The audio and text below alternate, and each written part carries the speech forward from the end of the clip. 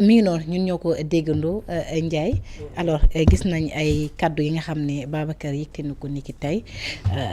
naka nga ko gisee mais itam boo ko méngalee ci say kàddu. très bien c'est vrai que am na ci benn partie boo xam ne da ngay am interrogation parce que man déglu naa benn vidéo effectivement. Abdoulaye Wade muy wax naan moom bi mu nekkee xale doon na topp ci façon Sëñ Tuubaa di daw loolu moom kenn nettaliwu ma ko maa ko déggal sama bopp. donc dañuy supposer ne xale buy daw ci gannaaw fas logiquement war na am ñetti at.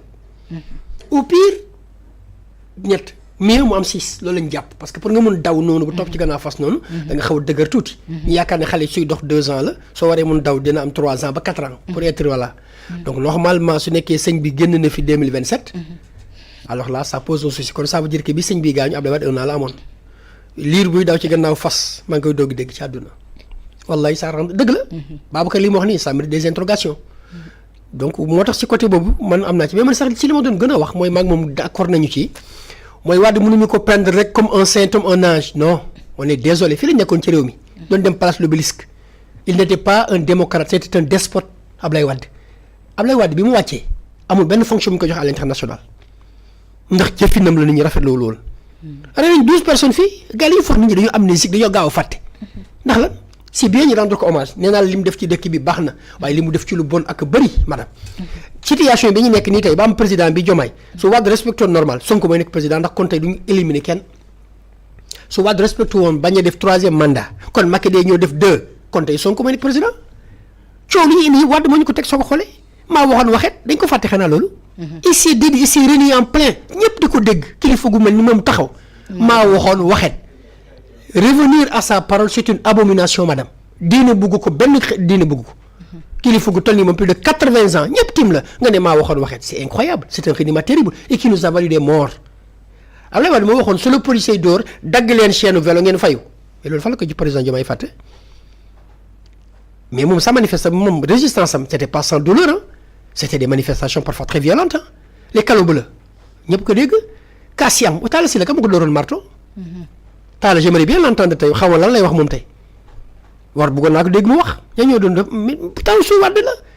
ay vers chrono 20 mais ba temps yooyu Farba Senghor moo fi nekkoon tout l'homme puissant là yaa ngi fàttaliku émission bi ma ne Pam Ngagne Ndiaye ci la Pam Ngagne après démissionné wax yi mu ko doon waxee concert donc loolu yëpp fii la ñu fekk soxna si donc pour man Wade a apporté une contribution réelle c'est très bien. Mais tout n'a pas été rose, il faut être honnête et le reconnaître. Il est loin d'être un président exemplaire.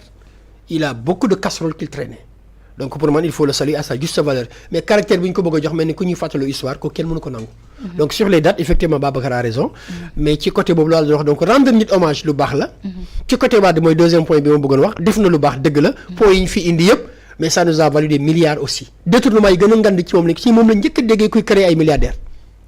ah waaw ba Wade bi mu fi ñëw ba léegi dañu doon dégg milliards diw milliardaire à n'en plus finir. moo tax loo ci gis bi mu demee doomam dañ ko topp. ba tey ji il doit de l'argent au Sénégal loolu fa lañ koy passé peut-être reddition des comptes en termes de bonne gestion du gouvernement Wade n'était pas un as loin de là pourquoi mu war ko fàtte loolu yëpp donc fii lañ fa ñu rappelé ko. dañ ko waxal lu baaxam mais dañ ko waxal tam li nga xam ne defu ko tamit te baaxul loolu tam mooy dëgg. loolu mooy 2 points 3e point bi nag. mooy quand j'ai écouté le discours pour man deful sax discours dafa doon monologue yi xam nga c'est quoi un monologue c'est quand on se parle à soi-même. le pouvoir on doit le transmettre de manière démocratique par le peuple mais loolu ñu laaj président de la République mais loolu pour mu am warul am combine warul fexeel nit warul def dara. yaa gis dëkk suñ ko bëggee yor dañuy respecter les principes démocratiques. xam nga lan mooy principe démocratique. mooy faire confiance au peuple. et dans ce cas duñ fi def li Macky defoon kii du bokk te soo xoolee loolu lañ commencé noté waat. demaat conseil constitutionnel pour mu daal di ñuy éliminer benn candidat. dugal police gendarme ci affaire gestion politique. loolu moo warul. en démocratie en gentleman dañoo war dem compétir en armes égales avec des arguments et le peuple est l'arbitre waaw loolu mooy grandeur boobu muy wax loolu d'accord naa ci discours am mais sauf que pour man boppam lay waxal en attendant na fexe am une sortie boo xam ne ëllëg suñ toogee moom président de la République dans 3 ans ñu mun ko waxal lii nii c'est ça oui madame day waxal jàmbur li ñu ko doon defal c'est bien moom it dinañ ko waxal li mu def te loolu tax ñu bëggaloon ko mu am une sortie heureuse Mandela pourquoi ñu koy tagg ci réew mi ba di ko wutal benn jour mu tuddee ko Mandela Day parce que jëf ji mu def moo tax xam nga lu tax dafa opposé pendant 27 ans ñu tëj ko kaso mu daal di génn def 5 ans bàyyi te yeyoon na ci moom mu ne damay remplir waat mais gis nga dafa teel a bàyyi loolu kese la ñu doon xaar ci président de la République arrivé au pouvoir yàlla dogal na ko jaar la ko nit c'est vrai mais su defee benn mandat mu joxe keneen mu continuer nii mu nekk ci jàmm. mais ce qu'on a vu aujourd'hui dafa am benn baatu wolof bu may fàttali dañ ne diw baax na ñu ne waaw kan moo ko wax ñu ne mbokk yi moom na laaj waa Pastef xam nga moom day waxal waat li mu def moom mën nañu ko waxal li mu def. quelle est la perception qu'on a de lui elle n'est pas positive l'image qu'on a du président de la République li ñu jàpp ci moom nekkul lu rafet nekkul lu gën ndax nekkuñ forme de reconnaissance parce que fii ñu fa toogoon ñëpp tey xam naa sax bii muy wax à un moment gêné nañ mais waa PDS en termes de violence mais ñoo ko jàngal nit ñi si dëkk bi Doudou Wade yaa ngi fàttaliku 21 juin fii le car bloquant mais madame loolu ñun ne sommes pas amnésiques le député du peuple c'était qui El Hadji Diouf Maître El Hadji Diouf loolu tax ñu tudd ko député du peuple il s'érigeait en contre ça di wax c'est pas normal mais Doudou Wade nekkoon foofu noonu PDS moo ñu doon jox mais à cette image mais désastreuse de la démocratie sénégalaise avec le car bloquant su amul toon yëngu bi gars yi yëngu ànd ak seen Pastef kon tey ji si monarchie la ñuy nekk ba tey mais loolu yëpp mën nañ ko fi fàtte donc bi muy wax ci salle bi di wax sax certainement les gens applaudissent par euphorie mais suñu analyse discours bi dañu may président Diomaye est-ce que vraiment ñi koy conseil xam nañ parce que li dafa mel ni ku xamul histoire dëkk bi Ablaye Wade ci dëkk bi ak Macky Sall mën nañ fi taxaw bëgg leen peindre blanc neige jamais loolu nit mënu ko nangu ndax li ñu fi def yëpp gis nañ ko kenn rek moo fi am benn sortie bu honorable muy Abdou Diouf bu mu génn ñu def ko francophonie Macky mu ngi nii pour être candidat sax dëkkam porté wu ko ndax lan exaction yi fi mujj am Ablaye Wade n'a jamais été un par exemple médiateur et pourtant il avait la carrure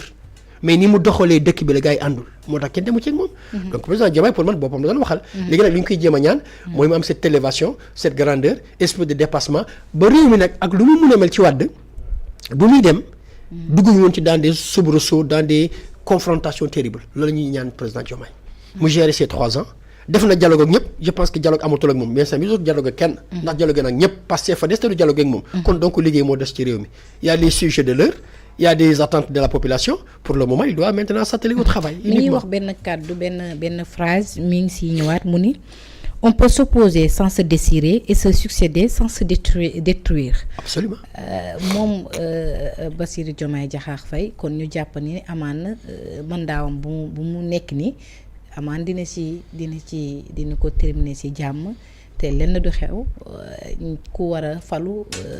askan wi. daal yaraatal ma phrase bi nga dégg bu baax. nee na on peut s'opposer sans se désirer et se succéder sans se détruire.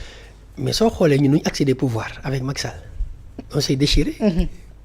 mais moom moo doon taxaw fa yaay suñu candidat am na benn manifestation bu mu gis sax muy dox pour wan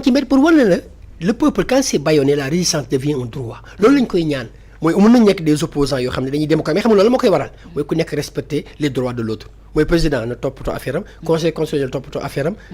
l'assemblée toppatoo seen bos te opposants yi dem uti programme di bañ ñu làqatu ci gannaaw nit pour mu jàppal leen tànk yaa ngi loolu suñ ko defee dinañ succédé wu te dinañ opposé wu de manière correcte et gentleman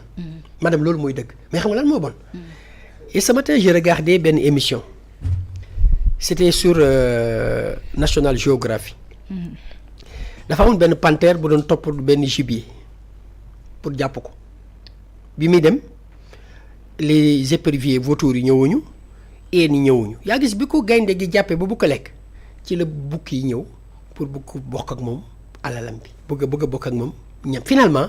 comme iyeen yi dañoo bëri woon dañoo mujj arraché ko finalement gibier bi iyeen yi lekkee ba pare xam nga ñen ñoo ñëw les vautours mooy les éperviers ñoo ñëw di coppaatu ci affaire bi daf may rappeler suñu situation bi ñu toll nii tey bi Pastef di xeex ñu wër nii président Diomaye fu ñu ñëw bokkuñu woon ci làmb ci bi ñu tëj gars yi ils étaient où on les avait pas vus bi gars yi di dee ñu jàpp ñoom Cheikh Bara gisoo ci kenn ko ànd ak moom tey dans le gouvernement les 30 ku ñu jàppoon sa mbokk wala kenn wala ku ñu rey sa mbokk ça y en avait pas yaa ngi dégg Amadou Ba mi ngi rappelé waat way naa ci ñëw léegi gisoo léegi finalement bi ma gisee iyeen yi ñëw ma ne écoute c'est une métaphore ma gis gars yi ñëw waa Diomaye coalition ñun ñoo def lii te bii panthère bi dàq gibier bi gisoo leen ñu def dara ñu daal jàpp ko ba commencé koy lekk nag ñoom ñu bukki ñëw ne ci chasse bi lañ bokkoon mais bu ñu paree éperviers yi commencé ñëw mooy xaw ma lan nguur soo ko commencé jël même ñu àndut ak yow dina ñëw ndax lan pour mun ci cof dara mun ci pécore parce que c'est des politiciens alimentaires lu ñu lekk ak lu ñu bëgg moom la ñuy wët ku nekk dina jéem a ñëw ce n'est pas par conviction c'est par